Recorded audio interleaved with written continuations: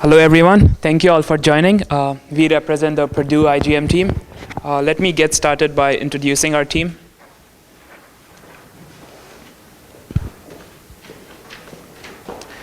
Our team advisor is Professor Rickes.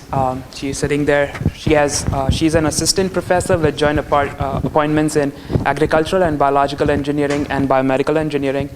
Project leader, John Sum.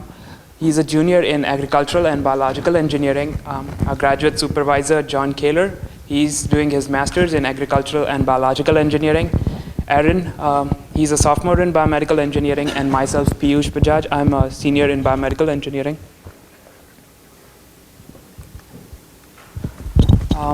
We would like to acknowledge agricultural and biological engineering and Purdue Resources in Engineering for funding our trip. Professor Rickes, Professor Claes, and Professor Moiser, without which this project would not have been possible. Bindley Bioscience Center and Purdue Lab for Renewable Resources in Engineering for providing us the space for carrying out our experiments. Let me just talk briefly about Purdue University. Purdue University is a land grant, is a state university. The land was donated by John Purdue in 1869, and hence the name Purdue University. Purdue was started with 39 students with a mission to provide agriculture and mechanics art education. Today, Purdue has around 40,000 students from 50 states in the US and 130 countries world over. Purdue enjoys global recognition for its instruction and research pursuits. Purdue recently started the Discovery Park. It's an interdisciplinary research center for biologists and engineers to come together and work. As one of the nation's largest universities, Purdue is acclaimed for the quality of its teaching and research in a wide range of fields. This is the first time that Purdue is participating in the iGEM competition, so we are very excited about it. The project started by forming an organization called the Purdue Biological Engineering in Genetics Club, and John will talk more about it. Thanks. First thing we needed to do was set up a club so that we could have money and be able to start research funds. We also needed to set up the club so that we could work better with the university. We named our student organization Biological Engineering and Genetics, or BEG, which actually helps us get some money. We're a completely student-run organization, and we're officially recognized as a Purdue club. To gain the status, we needed to do a couple of things. We had to write a constitution, we had to have officer elections, and included in our constitution is information about lab safety and other foreseeable issues that we're going to have in the future. We completed this and submitted to Purdue, and a few weeks later, well, a number of weeks later, they finally got back to us, and we are officially a club. This helps us in future fundraising because it makes appealing to donors, as we're totally a student-run organization. And yes, back to the money. We did our fundraising within the school departments to start off with. This helped us pay for research and travel. That's the two areas that helped us most were the Purdue Resources Engineering and Agriculture and Biological Engineering, who donated a little bit of money for us to come on this trip here and do some research. We also put together a couple of packets of information that we developed and distributed during our sales pitches towards different areas. Samples of these are actually available on the BEG website, which should be accessible from the wiki page if it isn't already. That'll get up soon. Also, we're entirely student-based, and so students have full control of the funds. They can't create expenses without the approval of the advisor and the treasurer, though. So, now we're going to talk a little bit about the idea for our project, and Aaron's going to handle that. All right, so for the idea, we came up with what we wanted to do was image things with a fluorescent biological photo paper. And to do this, we basically took a printer and printed different types of molecules and substances like sugars to a sheet of paper. And then after that, we take the paper and incubate it in our genetically modified E. coli. And that hopefully express the colors that we want to actually make the image in the presence of the different substances. So we had to take a few things into consideration before we just started figuring out what parts we wanted to use. And the first thing was we wanted water-soluble molecules, and what we came up with were IPTG and tetracycline. And the antibiotic that we wanted to use, basically so that we have our image with colors and then like white space to make the full image, we used an antibiotic for that to kill off the E. coli in the white space. And a final consideration was that we needed to signal the colored fluorescent proteins, and we used GFP and MRFP, which is green and red respectively. So we basically just had green, red, and white in our image. Okay, our part priorities and our part selection sort of were done mostly together by using the BioBricks registry. We used 3 different parts. One was the GFP part, the GFP coding device switched off by IPTG. We also used a tetracycline-resistant plasmid and an RFP coding device switched off by tetracycline. We needed the plasmid so when we were switching off one of the colors that we didn't accidentally kill our E. coli also. We used standard assembly, which we had some trouble with, but we'll get into that a little bit. We put one part on the tetracycline plasmid first, and then we were going to put both of them together and mix and ligate under the normal pattern, as you've probably seen before. The process that we managed to do well, and we'll get into the ones that we didn't do as well here in a second, we prepared our competent cells and had a successful transformation of the DNA. Also were successful in mini prep and enzyme digest, and then the gel electrophoresis. We did the first time to figure out exactly where we were at and make sure we were resolving the right things, which we were, and then the second time through didn't work out so well and we ran out of time as summer ended. However, we would have continued on to do the gel extraction and the ligation, and then repeat and put the steps back together. We also had a couple other problems with the printer, the way that we were going to administer the different types of promoters or inducers.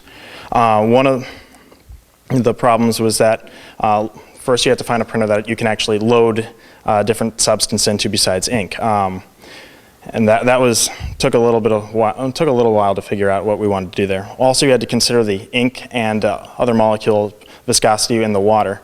Was this going to differ from the ink in the printer, and how is that going to affect the printing? Also, we had to worry about the diffusion of the molecules throughout the paper. This presented a problem: how well would we be able to resolve the E. coli that would be printed on paper? So we addressed this a little bit later too. Our solutions for our printer problems was we found an easily refillable printer. If you go out and sometimes you can see the refill kits in the Office Max and in the grocery store. We bought one of those first, and then found a printer that was applicable to that one. And we managed to actually be able to print a trial with table sugar. We loaded table sugar and determined that the ink and viscosity, or the ink/promoter viscosity wasn't going to be a problem, as we were able to print out with those. We also faced some biological problems. First off, does bacteria grow on paper? Well, not really. We didn't actually get to the point where we finished off and actually got it to grow on the paper. We had a couple of different ideas to have it grow on paper and stay in one place. One of the ideas was we were going to create an agar and then put in our genetically modified E. coli as the agar was cooling, and when it was cool enough and still sort of liquid form, we could then paint that over the paper. We also faced the diffusion of the promoters again in the media. As you can see, we were wondering how much is this going to move around, and are we going to actually be able to resolve the issue, or resolve the photograph.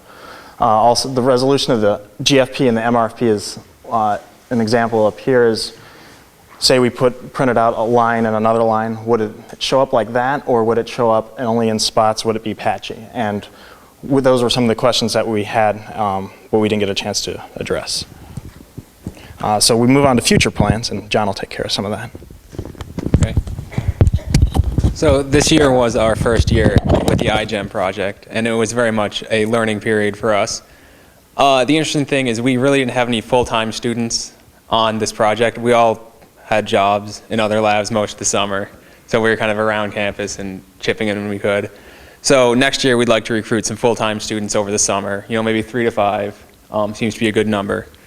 We'd like to use the Purdue SURF program, which is Purdue's kind of internal project heating undergrads into the lab. Both John and I went through that, and we had a good time, so we'd recommend it to others. We also like to expand into other engineering disciplines. This year we're a very biologically focused team, so we had biomedical engineers and agriculture and biological engineers. What we kind of lacked was the modeling component and the computer simulations, so we would like to get into that in the future. As far as the future of iGEM at Purdue, we'd like to keep the project student-run. So we'd like to remain in control. The next generation of students, we're going to let them pick their project. So if they like the printer, they can carry it on. If not, you may see a completely different project from Purdue next year. And we want to encourage people with little experience to join. Even if we can't get them right in the lab, we still like to teach people how to do things and culture that for years to come. We also like to obtain a dedicated lab space. We are fortunate enough to be housed in the new Bindley Bioscience Center, as seen up there. But unfortunately, everyone else in the biological field also wants to be in there. So it's kind of cramped for space, and we'd like to get our own area carved out for the future. And finally, funding. We relied this year a lot on donations from people like deans and departments, and that is not an annual source. So what we'd like to set up is a fellowship or an endowment through Discovery Park, and we've been kind of working with them at Purdue, and we feel that's going to help propel this into a more long-term project. And this will allow us to afford things like our lab equipment and supply, so we don't have to borrow and beg from other professors, as well as trips to the conferences and summer students. I guess this brings to the conclusion of our presentation. We'd like to thank you all for listening and open up the floor for any questions.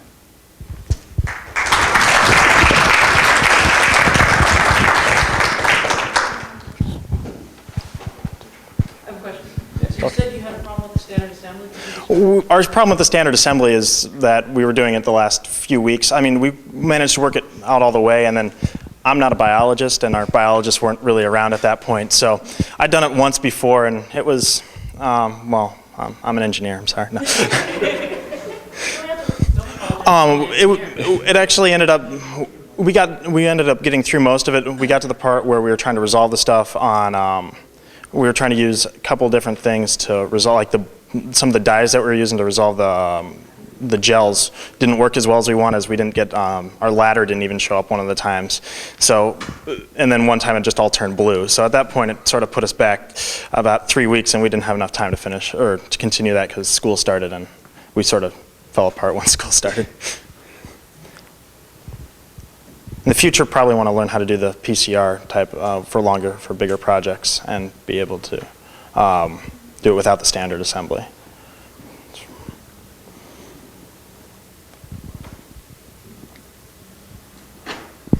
Yes? Have you consulted with faculty from various departments, and if so, has that been helpful?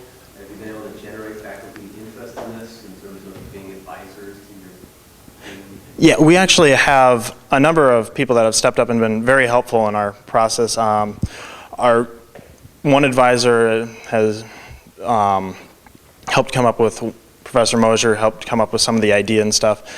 We was sort of thrown together, and we found something that would work well, that we thought we could do well for the first year. We also had another advisor who helped us out in lab, who helped us work through most of that part. That's how we got so far in the actual assembly process.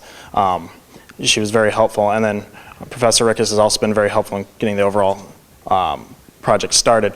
We're sort of looking for, I guess, more of ideas is where we need to start looking, and we want that to be student-based, where they come up with their own ideas and then go seek out professors from there. So we're not sure which way we want to go next, but we would like to be led by students and then go find the faculty that we need in that situation. I have sort of a follow-up question. Have you guys been able to present this in pretty large groups of people at Purdue? I mean, you go to the biology department and have a departmental seminar, or go to the engineering departments and have departmental seminars. Have you been given that forum? Not completely, but in small doses. We've been able to go to some of the deans individually and be able to talk to them, be able to talk about our project and actually explain what iGEM does, because most of the biggest problem in that is actually explaining what iGEM is, because people, why do you want to do that? Why is that important? And having to explain, like, this is the reason we want to make a standard assembly of parts. Actually, recently, our advisor gave in part of her presentation, she introduced the slide to a group of alumni, and that was, I hopefully will make some headway. My grandpa remembered it when he was there, but we're slowly moving out, and I think that in the next 3 or 4 months we'll be able to take back what we've learned at the conference here so far and then be able to bring that to other places and be able to grow on that. Further questions? All right.